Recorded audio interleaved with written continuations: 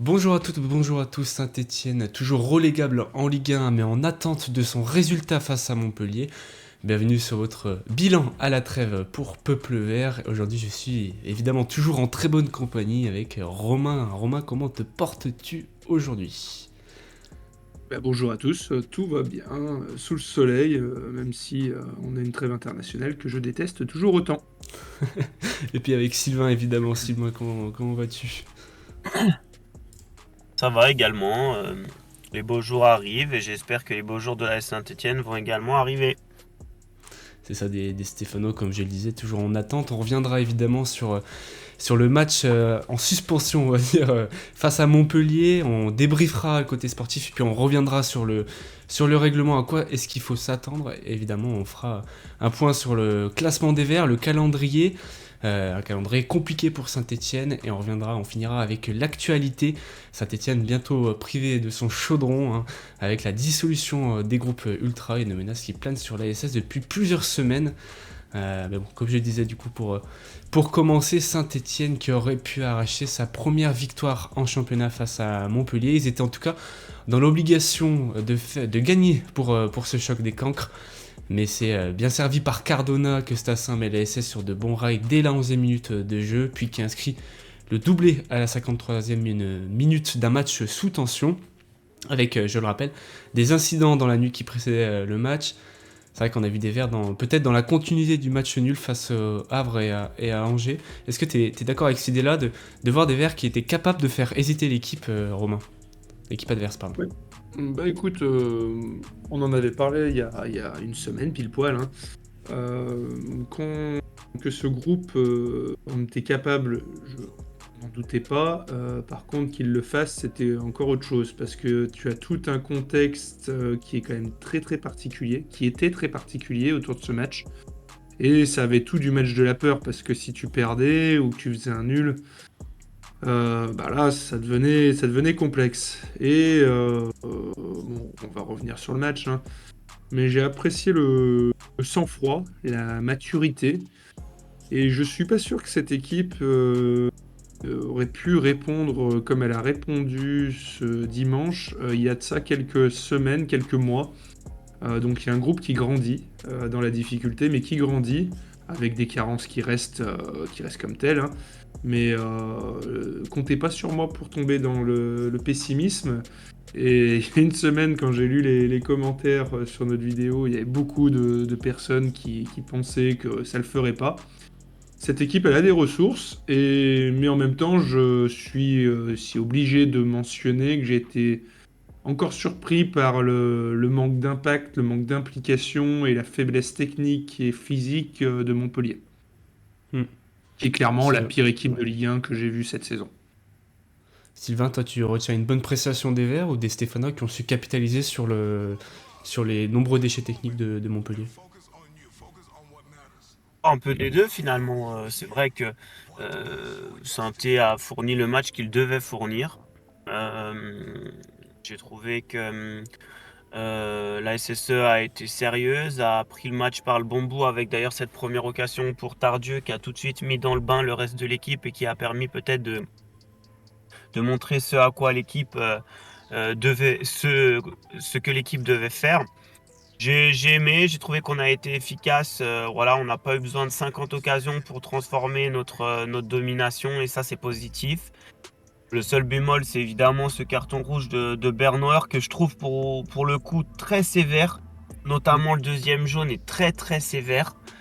C'est des gestes qu'on peut voir régulièrement sur les terrains. Un joueur qui met le bras pour l'empêcher de passer. Je trouve que le Montpellierin a vraiment bien joué le coup et on avait l'impression qu'il lui avait mis le doigt dans l'œil, or c'était pas du tout le cas. J'ai trouvé cette expulsion vraiment sévère et c'est ce qui m'a contrarié au vu de la seconde période. Et puis quand tu vois la seconde période, il y a 5 minutes un peu de flottement où Montpellier essaye de faire mal et tu comprends vite que Montpellier va lâcher physiquement. Et ce deuxième but de Stassin en est l'illustration, hein. La façon de défendre de Montpellier est absolument honteuse. Honnêtement, pour des joueurs professionnels, Ouais. c'est dramatique. Vous savez que je suis un fervent supporter, enfin, je suis un fervent suiveur des matchs de la formation, des matchs de la réserve. Honnêtement, au niveau national 3, j'ai jamais vu une situation comme ça où où à la 55e minute d'un match, un joueur est envoyé en profondeur et se retrouve en tête à tête avec un joueur sans que personne revienne, avec une défense qui est cataclysmique, honnêtement, voilà. Donc oui, on a fait face aux lacunes de nos adversaires, mais on a su les mettre en évidence, ces lacunes, on a su appuyer sur ces lacunes, donc c'est positif. Maintenant, la frustration, elle reste dans cette fin de match où on a une équipe qui a fait le boulot, qui était en train de faire le boulot, qui avait mis la tête sous l'eau à cette équipe montpelliéraine. Donc on espère que les décisions qui vont être prises vont être logiques. Il n'y avait pas de supporters stéphanois, les Stéphanois n'ont joué aucun rôle dans l'arrêt de ce match. Donc je ne comprendrais pas qu'une décision autre que entériner le score ou victoire sur tapis vert Mm. soit prononcée par les décisionnaires.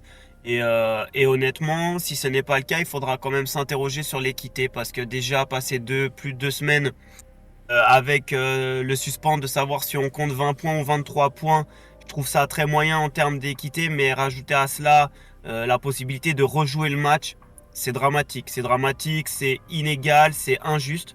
C'est injuste par rapport à, c'est injuste par rapport à l'équité sportive, mais c'est surtout injuste par rapport au scénario et au contexte du moment Mm. T du match, tout simplement. Quand tu marques Mais le deuxième but, la tête des Montpelliérains, on sait très bien qu'ils vont pas revenir. Or, quand ils reviennent 3 semaines, un mois plus tard, avec un scénario où ils savent qu'ils ont qu'une demi-heure en infériorité numérique et qu'ils peuvent tout donner, en termes d'équité sportive, c'est totalement faux et c'est d'autant plus la porte ouverte à du grand n'importe quoi, puisque ça va se généraliser dans les stades de potentiellement créer une situation de chaos si l'équipe ne va pas, parce que de toute façon le match ne sera que rejoué plus tard. Donc voilà, il mm. faudra bien s'interroger sur les décisions à prendre et pas se tromper à mon avis. On reviendra sur le règlement juste après, justement, mais Romain, c'est vrai qu'on a vu des Verts qui sont quand même restés solides, en tout cas dans la maîtrise malgré l'expulsion de Bernauer. Alors, ils n'ont pas encaissé de but malgré le fait que le match n'ait pas Non, été non, non. terminé, ils auraient peut-être pu en encaisser après, mais est-ce que tu trouves que les Verts ont gagné en solidité pour finir un petit peu cette analyse du sportif? Alors, c'est toujours pareil quand tu joues face à des adversaires comme Montpellier, comme ça a pu être le cas contre Reims, t'es obligé de te poser la question de l'adversité, parce qu'il faut une équipe en face pour faire un bon match et vice-versa. Il y a quelque chose que j'ai apprécié en tout cas, qui était notable, c'est que contrairement à plusieurs matchs, notamment au Havre, mais pas que, on s'est pas affolé, on n'a pas voulu jouer systématiquement la profondeur pour aller frapper en contre-attaque. On a su faire preuve de patience et des fois de poser un petit peu le pied sur le ballon. On a eu des temps faibles sur cette heure de jeu. Mais j'ai trouvé on s'est un peu moins affolé. Alors après, tu as le scénario du match qui, pour une fois, tourne, entre guillemets, sans parler du rouge, parfaitement dans le bon sens. Parce que tu ouvres le score et juste à la sortie des vestiaires, tu en remarques un autre. Et ça, bah, alors ça a déjà été le cas au Havre, mais tu te fusilles encore avec un péno. Mais pour autant, j'ai trouvé qu'on a été plus intelligent dans la gestion des temps faibles avec un Pierre Écois que je trouve vraiment. Alors j'étais loin d'être convaincu au départ, mais là que je trouve qui est en progression sur Mm. la manière de dicter le tempo du match, être en capacité technique et j'allais dire en termes de QI-foot, il y a des moments pour attaquer, des moments où il faut temporiser. Et ça, c'est quelque chose que j'ai apprécié ce dimanche. Et après, bah, pour le reste, c'est surtout une histoire d'efficacité, hein. Le foot, c'est aussi de l'efficacité. T'as pas 50 000 occasions non plus, mais Stassin, ça peut être un facteur X sur cette fin de saison parce que c'est un mec qui, là, en ce moment, bah, là, il a eu 2 ballons, Mm. ça se transforme en 2 filoches et ça, bah, ça te change un match. Voilà. Pendant que Montpellier, ça tourne autour. Voilà, il n'y a rien de. L'Arseneur n'a pas eu un gros arrêt à faire, un cafouillage dans la surface sur un corner, mais voilà, ça reste brouillon quand toi, tu y vas et tu fais mal, quoi. Et ça, bah, c'est Mm. ce qui leur a mis la tête sous l'eau et c'est ce qu'il fallait faire. C'est ce qu'il fallait faire face à une équipe qui était en manque de confiance et pas que. Des Verts qui peuvent donc compter sur plusieurs facteurs X dans leur maintien. On reviendra juste après sur cette partie-là, sur la montée en puissance de Stassin, un Pirécois un peu qui est, on va dire, réglé comme une horloge ces dernières semaines, mais avant tout des Verts qui ont dû faire face à une interruption du match suite à des jets de fumigène sur la pelouse, comme tu le rappelais Sylvain. Les Verts menaient, s'en est suivi un feu dans les tribunes. La décision devrait traîner en tout cas du côté de la Ligue, alors que la rencontre compte énormément pour le maintien. Romain, est-ce que tu peux nous parler un petit peu de qu'est-ce que dit le règlement, à quoi est-ce qu'il faut s'attendre, où en est aujourd'hui la situation? Aujourd'hui, il y a pas 50 options, hein. Il y a pas 50 options. Initialement, le règlement, il a été modifié il y a quelques années. Et en gros, c'était soit victoire sur tapis vert, donc 3-0 pour la SS avec l'intégralité des décisions prises sur la rencontre qui sont gelées. Donc pas de doublé de Stassin, pas de passe D de Cardona, pas de rouge pour Maxime Bernauer. Ça, c'est une option. Moi, c'était une option. Une autre option, c'était d'entériner le score. On fait comme si à la 53e, le match était terminé. Donc là, on compte toutes les stats et fait de jeu. L'autre option, c'est de finir la rencontre. Et la dernière option, c'est de recommencer le match. Voilà. En gros, c'est les 4 options qui étaient envisageables. Donc les dirigeants de Montpellier, comme les dirigeants stéphanois, ont été reçus virtuellement parce qu'il y a eu des visioconférences qui ont été tenues hier avec la commission de discipline de la Ligue, qui a besoin de 15 jours pour statuer. Alors moi, je reste... je comprends pas. Honnêtement, je comprends pas. Je sais pas dans quelle vie ils sont, ces gens-là. Alors une chose est sûre, c'est que les conséquences, ils en ont strictement rien à foutre. Le fait que toi, tu joues le maintien et que tu saches pas si t'as 20 ou 23 points, c'est pas le cadet de leur problème. C'est des mecs qui sont pour moi déconnectés, mais c'est ce qu'on voit de manière générale avec les décisions de la Ligue depuis des semaines et des semaines, et c'est pour ça qu'il y a un fossé qui se creuse avec les supporters, et on y reviendra en fin d'émission. Mais aujourd'hui, on a tous des yeux, on a tous vu ce qui s'est passé. Ça sert à rien d'en rajouter. Et il y a de la frustration pour des supporters montpelliérains à qui je jette pas la pierre, même si la personne qui a jeté un fumigène dans l'œil d'un stadier doit être sévèrement punie et identifiée, à mon sens. Mais on parle de sanctions individuelles et je défendrai toujours ce type de sanction-là. Mais il n'y a pas besoin que ça dure 15 jours, le délire. Pour moi, on a déjà toute la matière pour prendre sa décision. Et je rejoins parfaitement Sylvain sur le fait que je ne verrai aucune logique, et même si je me recule un petit peu de ma casquette stéphanoise, je ne verrai aucune logique à tout autre résultat que soit score entériné à 2-0, soit à tapis vert. Personnellement, je miserais sur un score entériné à 2-0. Après, il faut savoir que toutes les décisions qui sont prises par la LFP ont figure de jurisprudence et peuvent avoir un impact sur les prochaines rencontres où il y aurait des incidents. Et c'est là où ils se tordent un petit peu les cheveux, machin. Alors qu'est-ce qu'on a fait la dernière fois et la fois d'avant, etc. Le fait de rejouer le match serait complètement lunaire à mon sens, dans le sens où Montpellier va revenir le couteau entre les dents. Toi, tu commences à 10 et tu as une demi-heure à jouer. Ça va venir perturber ton calendrier, donc alors que toi, tu as des conséquences physiques pour toi, alors qu'il n'y a aucunement, tu dois être responsable de quoi que ce soit sur cette rencontre. Et on te remet à la portée de Montpelliérains qui joueront leur va-tout sur 30 minutes. Donc là où tu peux avoir des blessures, tu peux avoir des problèmes pour aligner la même équipe, parce que là on a vu Aymen Mouefek qui s'est blessé notamment, mais il peut en avoir d'autres. Et des deux côtés, il peut avoir des retours. Donc pour moi, la logique ferait que tu entérines le score à la 53e.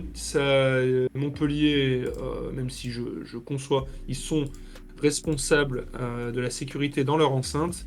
Et pour moi, le score le plus logique devrait être celui conservé. Parce que oublier que Stassin a marqué un doublé, ça me gêne.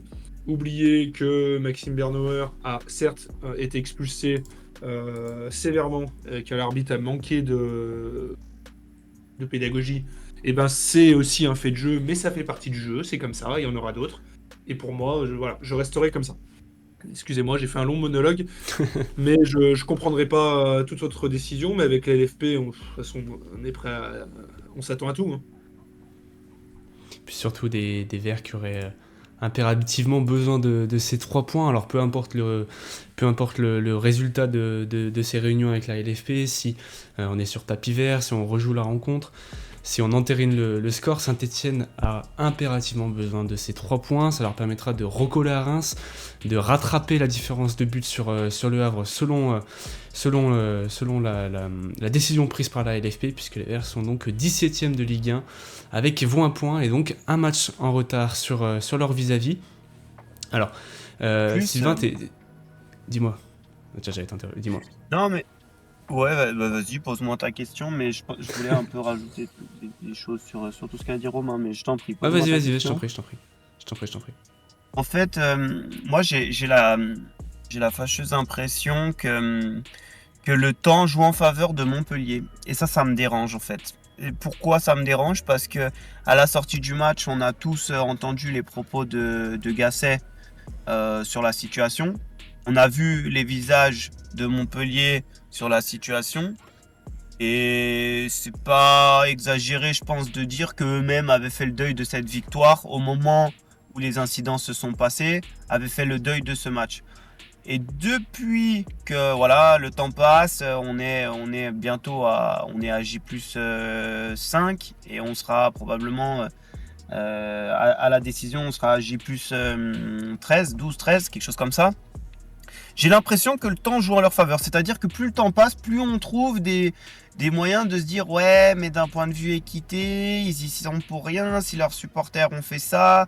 Ouais, mais si le match avait continué, alors si le match avait continué, ça c'est déjà on peut pas savoir ce qui s'est passé. Par contre, il y a des choses qui sont incontestables, c'est que on a vu les attitudes, on a vu les visages, on a entendu les mots en conférence de presse à l'issue de la rencontre. Et dire que Montpellier reviendra dans le même état qu'il a été au moment où ils encaissent le deuxième but de Stassin, c'est un mensonge absolu. Absolu. Vraiment. Maintenant, sans s'étaler des années sur la décision qui va être prise, aujourd'hui, on va aussi quantifier l'impact de notre nouvelle direction auprès de la LFP. Si aujourd'hui, le match a rejoué à 0-0, c'est un scandale comme on n'en aura jamais vu. Mais si déjà le match doit être terminé, ça mettra une première information sur l'impact et sur la puissance qu'a nos dirigeants dans les instances françaises. Oui, et puis pour aller dans cette lignée-là, le fait que on va scruter ça de près, mais le foot français dans un tel état, il donne une telle image déplorable que tu as toujours cette crainte et ce serait terrible parce qu'on sait très bien que Laurent Nicolin est très très proche de Vincent Labrune, président de la LFP.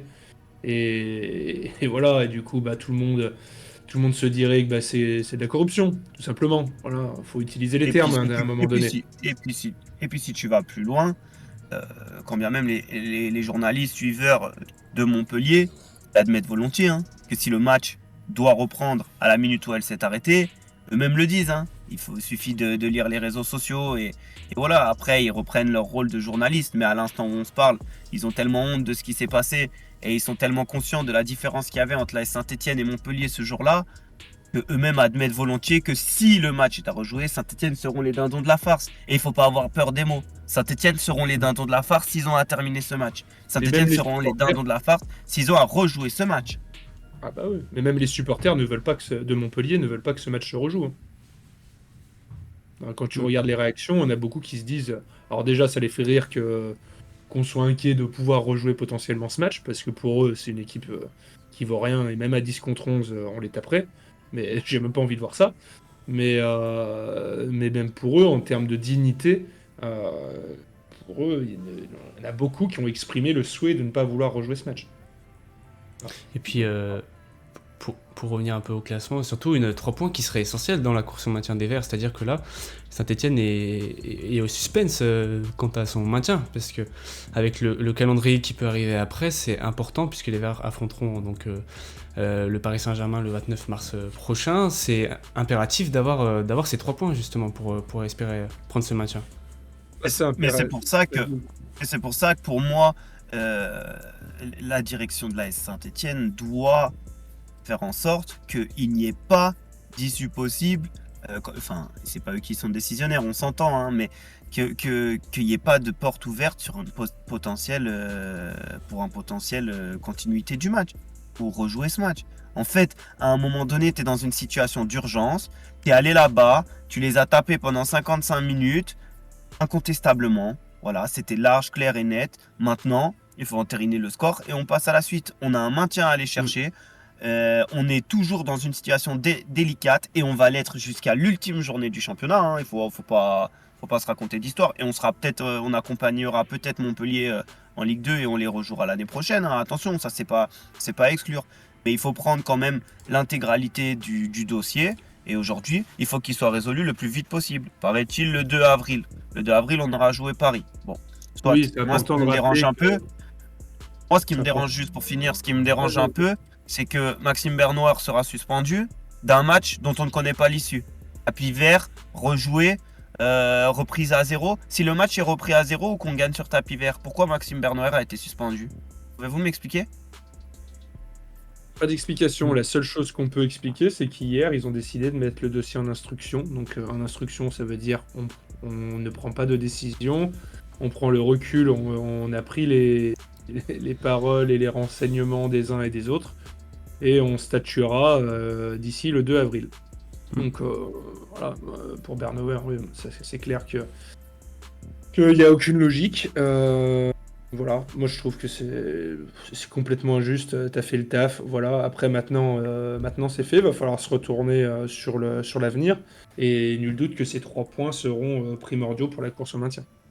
Comme tu disais Sylvain, passer à la suite avec une série de rencontres complexes après la trêve, comme je disais du coup le Paris Saint-Germain le 29 mars dernier, contre lesquels on n'avait pas eu à rougir, mais contre qui on n'avait pas réussi à prendre les 3 points plutôt logiquement. Lens, le 6 avril, le derby, puis Strasbourg. Sylvain, est-ce que tu penses que l'ASS réussira à prendre des points avec la dynamique actuelle? Est-ce qu'ils seront capables de surfer sous l'opposition face à Montpellier pour le sprint final? Il est évident que jouer le Paris Saint-Germain en sortie de trêve, ça va être très très compliqué, hein. D'autant plus quand on voit l'état de forme actuel du Paris Saint-Germain, je pense que on est quasiment tous unanimes pour dire qu'ils font partie des 3 meilleures équipes du monde actuellement en termes de qualité. Donc voilà, ça va être très compliqué, c'est un fait. Ils sont proches de valider leur titre d'autant plus, donc ils vont vouloir finir le travail. Ça va être très compliqué. En revanche, pour la suite, on a Lens et Brest avant d'avoir le derby. Et c'est 2 matchs que j'attends avec impatience et sur lesquels il faudra faire tourner le compteur points. Ce match de Brest à la maison est à mon sens très important, mais je ne nous vois pas aller à Lens et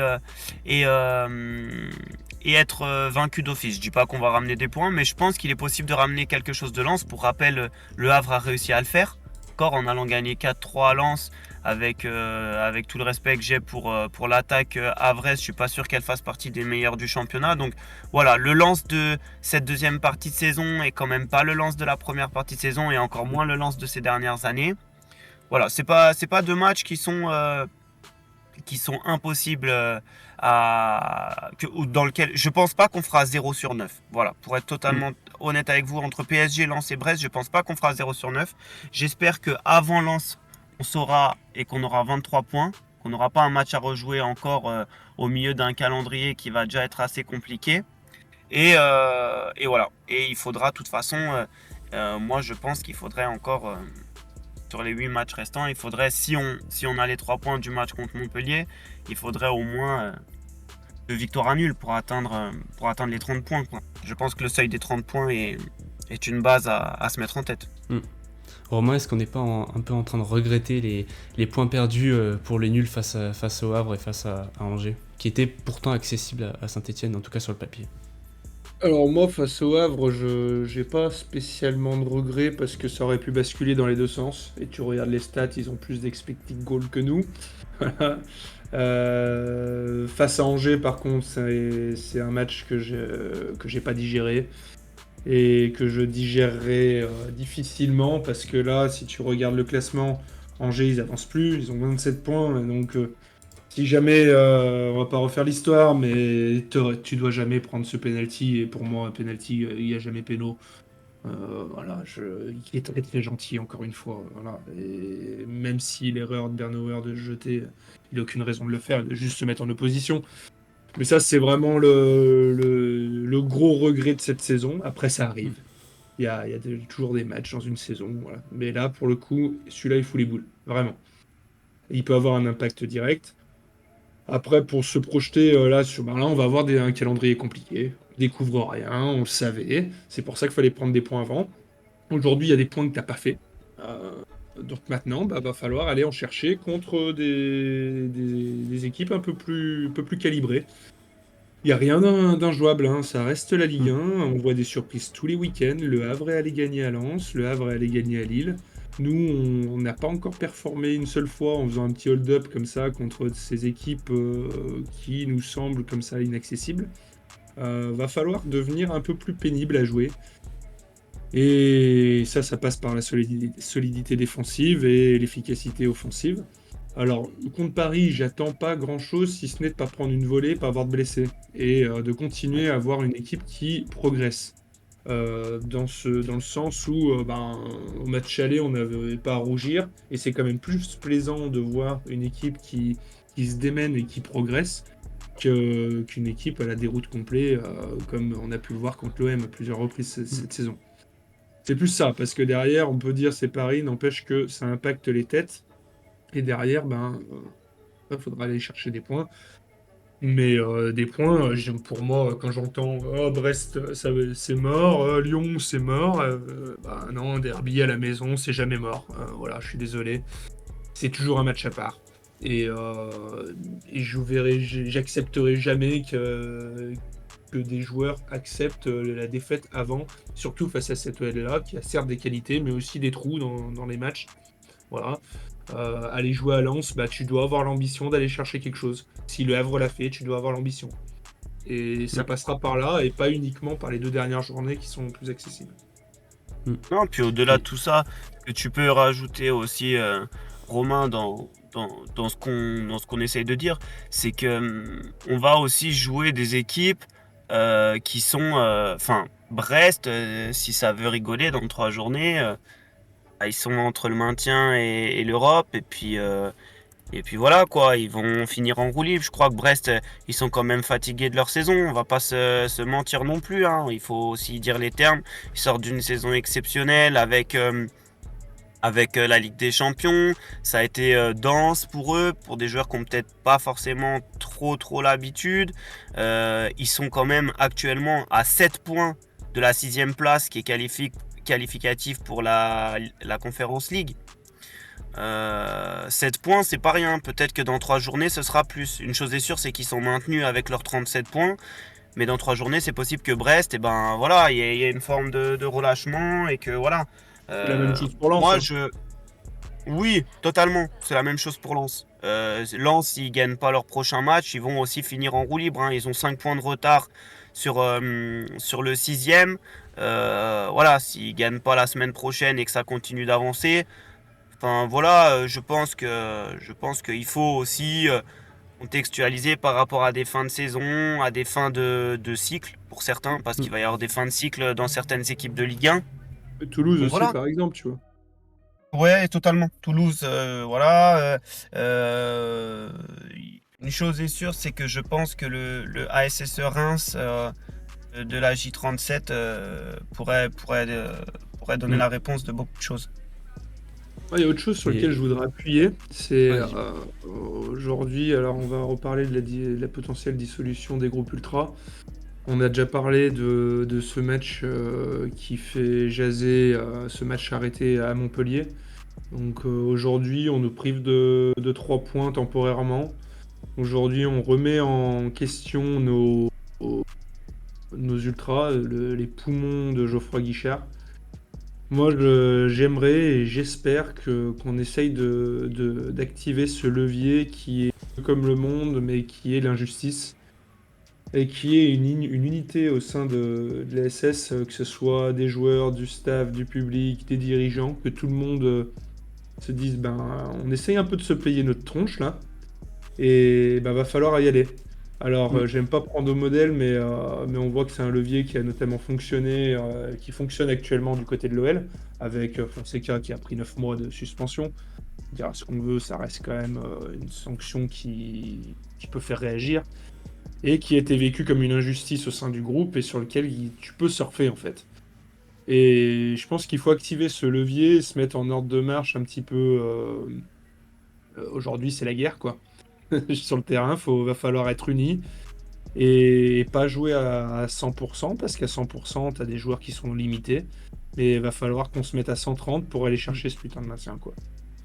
Et les Verts peuvent peut-être justement compter sur des joueurs qui montent en puissance ces dernières semaines, à l'image de Lucas Tassin, pour lancer cet élan-là, pour survivre dans l'élite, Romain. Oui, non, mais Lucas Tassin, c'est. Alors, je vous en avais parlé au Saint-Énaï Club lundi. Moi, c'est vrai que c'est un joueur, on a rapidement vu qu'il avait quelque chose. Euh, Après, on peut dire ce qu'on veut quand tu arrives, que tu as 19 ans et que tu as été le transfert le plus cher de l'histoire du club. On l'a vu avec Loïs Diony, qui avait des qualités bien moindres précédemment et un âge bien plus avancé. Sur tes épaules, c'est quand même très compliqué. C'est quand même très compliqué à assumer. Il lui a fallu du temps pour comprendre un nouveau championnat, pour se faire à ça.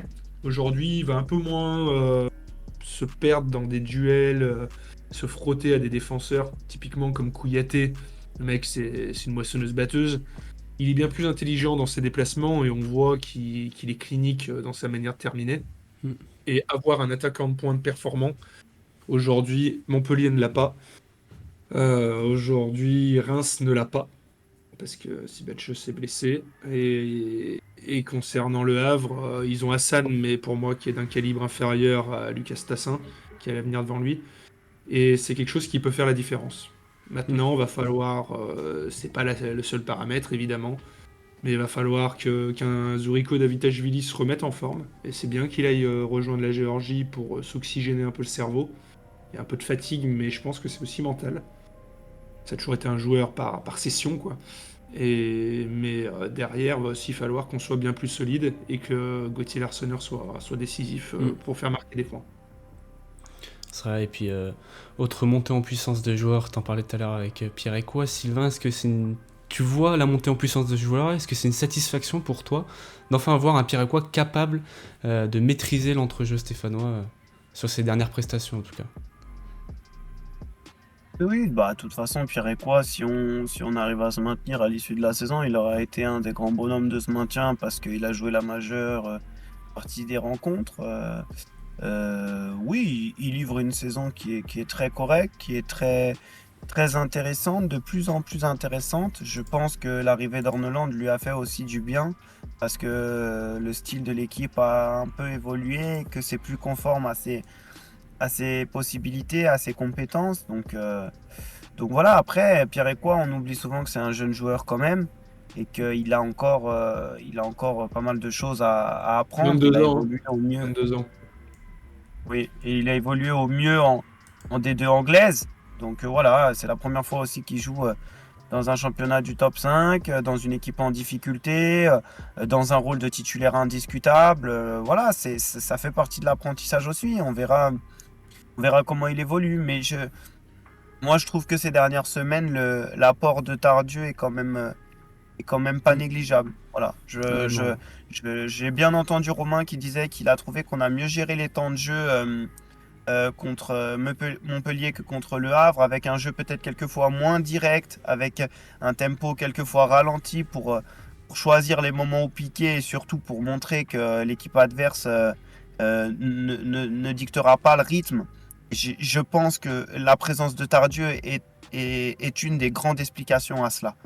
Quand tu évolues avec Mouefek et Bouchouari, qui sont deux joueurs qui se projettent, qui veulent aller vers l'avant, il y a peut-être moins cette volonté quelquefois de mettre le pied sur le ballon, de allez, je joue sur le latéral, il me la remet, on va de l'autre côté, on prend un temps où tout le monde récupère et on organise les choses. Et voilà, c'est vrai que moi, je trouve que, et Dieu sait que, voilà, hein, je pense que c'est difficile la Ligue 1 pour Tardieu, mais voilà, je pense que ces dernières semaines, il est précieux dans cet aspect-là du jeu, en tout cas. Des Stéphanois qui commencent peut-être enfin à trouver les ingrédients, on va dire, pour performer en Ligue 1, mais qui pourraient bientôt être menacés d'un grand point fort, on va dire, en championnat, comme je disais tout à l'heure, une menace plane sur Geoffroy Guichard, avec la dissolution des groupes ultras qui agitent le football français. C'est vraiment à la une de l'actu sur ces dernières semaines. Récemment, 130 groupes de supporters de groupes ultra français ont signé des pétitions, des nombreux joueurs se sont exprimés sur la situation. Romain, est-ce que tu peux revenir un petit peu sur l'actualité autour de ces potentielles dissolutions des groupes ultra français? Écoute, si on rembobine un petit peu la cassette, ça remonte à décembre dernier, décembre Rembobine 2024. plus la cassette. Rembobine Ouais, plus la cassette, Romain, maintenant, ouais, c'était bah, avant. je parle comme un vieux, moi. Décembre 2024, l'équipe annonce un projet de dissolution de plusieurs groupes ultra, euh, un bon nombre. Je crois que c'était 9 au départ qu'ils annonçaient, parmi lesquels figuraient les SS. Ceux de la SS, pardon. Donc les MF et les Green. Depuis, ça c'est une volonté du ministre Bruno Retailleau. Depuis, la liste s'est un petit peu allégée parce qu'il y a eu plusieurs interlocuteurs qui sont venus dire au ministère de l'Intérieur, vous êtes gentil, mais vous connaissez rien au dossier parce que dissoudre les associations de supporters, ça va créer plus de problèmes que ça va en régler. Notamment au niveau des préfectures. Alors au départ, je sais qu'il y avait Marseille qui était avec les commandos ultra, qui était aussi dans le viseur, mais pas que. Voilà, il y avait l'OL, il y avait Bordeaux, etc. Et c'est quelque chose qui a été. Du coup, ils ont revu un petit peu la copie. Et sauf que là où certains ont eu des appuis, Saint-Étienne n'en a pas eu, notamment au niveau de la préfecture, avec un Alexandre Rochat, préfet de la Loire, qui est clairement contre tout dialogue avec les associations de supporters, qui a toujours refusé, hein, ça c'est ce que disait l'ANS dans l'after cette semaine, qui a toujours refusé tout contact avec eux. Et voilà, et aujourd'hui, ils ont reçu un courrier, on est quand même allé jusqu'à ce que, si vous voulez, le courrier, ils n'ont pas voulu l'ouvrir tout de suite, les supporters, parce qu'ils voulaient gagner du temps pour pouvoir se défendre. Et on a quand même des policiers qui sont allés frapper à leur domicile, hein. Ouais. Alors, voilà, pour leur donner un courrier, pour jouer les facteurs. On en est là quand même, on en est là. On parle pas de terroristes là, hein, on parle bien de supporters. Mais voilà, et en gros, fin mars, le 26 mars, ils devront répondre devant une commission contradictoire qui les accuse de différents faits, et ils devront se justifier de ces faits-là. Aujourd'hui, moi j'en profite d'avoir la parole parce que c'est une décision que je trouve complètement aberrante. Pour moi, voilà, c'est une volonté complètement aberrante parce qu'il n'y a aucune solution entérinée à cette heure-là. Mais déjà, c'est déjà de la récupération politique. Le fait, tous les arguments, je les ai entendus de Bruno Retailleau, il n'y en a pas un qui tient la route, clairement. Pour moi, on oublie faire passer les associations de supporters pour des casseurs, des pilleurs et tout ce qu'on veut, des groupuscules. C'est oublier tout ce qu'ils font au quotidien en termes c'est un acteur social. Un groupe ultra, c'est un acteur social. Je partage pas tout ce qui est fait par les groupes ultra. Encore une fois, l'idée c'est pas d'idéaliser l'un ou l'autre, mais là on est clairement sur des conneries sans nom. Aujourd'hui, c'est les poumons de Geoffroy Guichard, mais c'est pas que ça. C'est pas que ça. Ils sont proches, ils organisent des collectes de jouets, ils organisent des collectes de dons pour la lutte contre le cancer. Il y a beaucoup de choses autour de ces groupes ultras qui ne sont pas là que pour animer la Ligue 1. Mais à l'heure actuelle, on a une Ligue 1 qui se vend de moins en moins bien, qui est de moins en moins bien gérée. On voit des images déplorables de présidents qui font tout et n'importe quoi, qui se mettent en scène de manière puérile, et c'est du sans nom. Là, il va avoir l'émission Complément d'enquête, je crois qu'il va sortir dans peu de temps sur France 2, qui va nous montrer un petit peu, encore un peu plus ce qui a fuité sur les relations au niveau de la LFP. Et on vient taper sur les tribunes, encore une fois. Mm.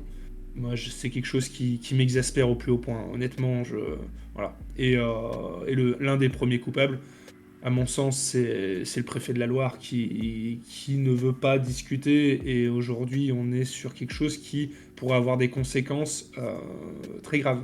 Pour rappel, le PSG, il y a quelques décennies, a connu des dissolutions comme ça. Et derrière, ça donnait quoi? Ça donnait lieu à deux morts.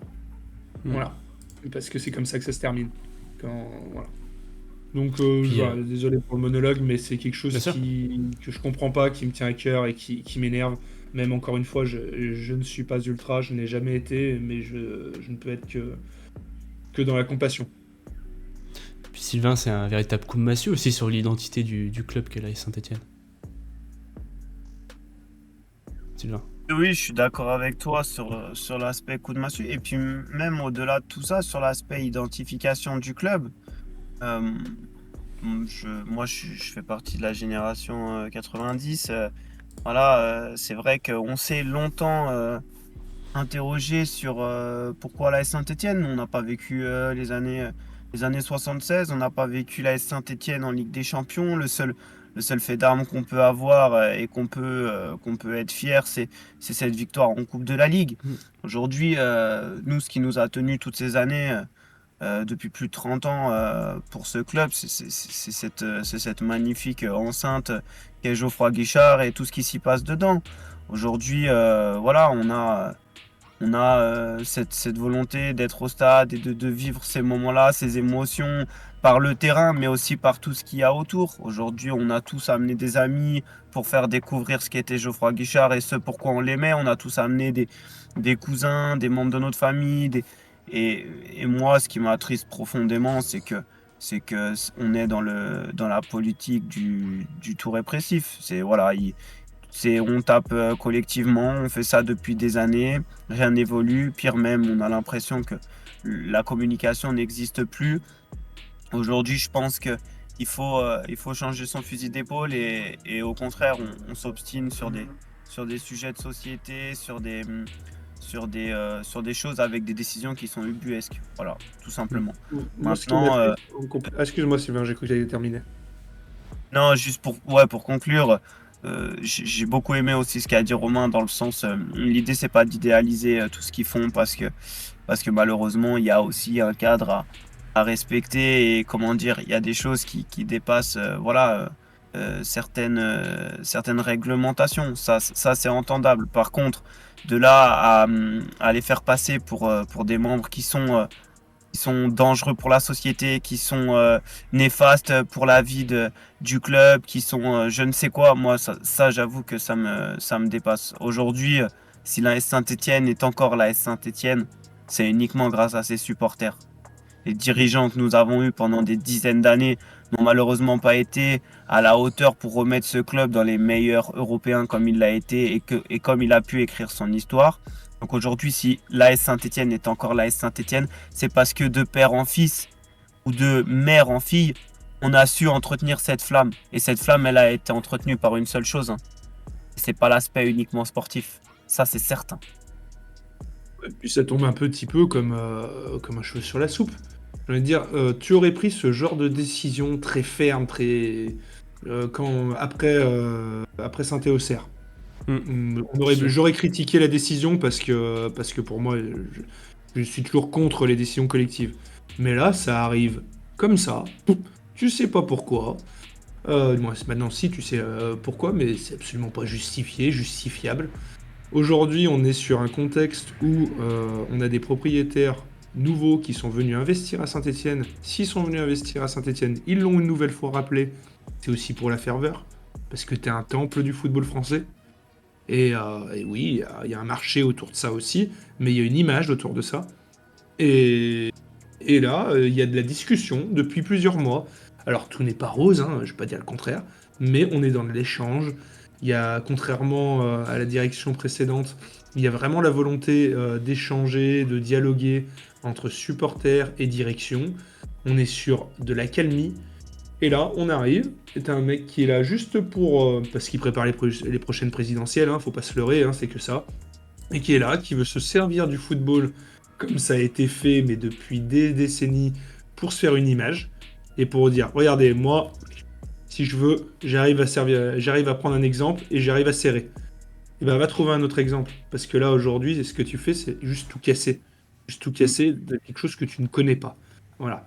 Donc, et j'ai très peur des conséquences, parce que en termes d'ambiance, tout c'est une chose, mais en soi, c'est juste ton association qui est plus. Les conséquences, on verra lesquelles elles seront, mais c'est que derrière, tu vas vers le désordre. Et c'est facile de taper sur des gars qui organisent à chaque tribune. Mais moi, je prends pas leur place pour rien au monde, parce que gérer plusieurs centaines de personnes qui sont chauffées à blanc derrière une cage, et ben, faut arriver à le faire. Faut arriver à le faire. Donc aujourd'hui, ils sont C'est pas donné à organisés. n'importe qui. Ouais, bah, bien sûr, bien sûr. C'est pas donné à n'importe qui de faire ça. Et je pense qu'on minimise grandement le rôle sécuritaire que peuvent jouer les groupes ultras au sein des tribunes. Sincèrement. Bien sûr. Côté identification commune par le biais des groupes, par le biais des actions communes, par le biais de cette, pour certains, de cette fraternité qui s'est créée, on néglige grandement l'aspect sécuritaire qui joue au sein des groupes. Et pour avoir fait des dizaines, pour pas dire des centaines de matchs à Geoffroy Guichard depuis le début de ma vie, dans le COP Nord et essentiellement, mais aussi quelques fois dans le COP Sud, j'ai vu à maintes et maintes reprises des leaders de groupe venir eux-mêmes remettre de l'ordre dans certaines situations, et ce n'était pas les stadiers qui le faisaient à ce moment-là. C'était vraiment eux qui permettaient le bon déroulement, c'est eux qui remettaient tout d'aplomb. Et ils ont cette force-là, et cette force-là, malheureusement, on aura beaucoup de mal à la retrouver si la dissolution va à son terme, tout simplement. Tu penses que ça peut avoir un impact sur le sportif, Sylvain? En tout cas, en tout cas au moins l'actu, et puis peut-être la dissolution des Verts. Enfin, des groupes ultra. Quoi qu'il en soit, la décision, elle sera pas prise avant la fin de la saison. Ça, c'est quelque chose qui a été dit et qui a été acté. Donc voilà. Après, monsieur Rotaillot, je suis moins sûr que toi, moi. Ouais, bah ça a été dit dans la presse. Peut-être que ça Oui, changera d'ici là. le gouvernement veut aller vite, en tout cas. Après, du moins, Rotaillot veut aller vite. Après, les supporters essayent de temporiser. Mais, oui, excuse-moi. Après, voilà. Moi, je pense que sur l'aspect sportif, ça aura un impact. Probablement, une chose est sûre, c'est que cette année, à Geoffroy Guichard et en dehors de Geoffroy Guichard, la différence, elle est notable. Et elle est notable pourquoi? À partir de là, quand tu t'es posé cette question et que tu as fait ce constat qui est complètement factuel, tu réponds à la question selon moi. Moi, j'appelle simplement, il y a un rassemblement qui est prévu le samedi 29 mars, donc le jour de la réception de Paris. Il y a un rendez-vous qui a été donné à midi, un rassemblement autour de le chaudron ne se dissout pas, donc plage Jean Jaurès à Saint-Étienne. Jean Jaurès, ouais. Et j'appelle vraiment tout le monde à se réunir pour montrer. J'avais beaucoup aimé le dernier regroupement qu'il y avait eu avec différents groupes, des Pacifiques. On avait vu différentes générations. On avait montré une image juste parfaite et montré qu'on n'est pas sur des voyous, mais qu'on est vraiment sur des supporters, des passionnés. Et plus on sera nombreux, mieux ce sera. C'est ça. Et puis bon, pour conclure, donc une actualité qui reste à suivre sur votre site peuplevert.fr. Je vous mets le lien juste au-dessus pour vous rendre directement sur le site des supporters des Verts. Les Verts qui sont donc toujours en quête de maintien et qui iront chercher peut-être les résultats sur ce sprint final. Romain, Sylvain, merci d'avoir été avec moi aujourd'hui pour ce bilan, juste pendant la trêve. Et puis évidemment, je vous souhaite une bonne après-midi et puis surtout, allez les Verts. Allez les Verts!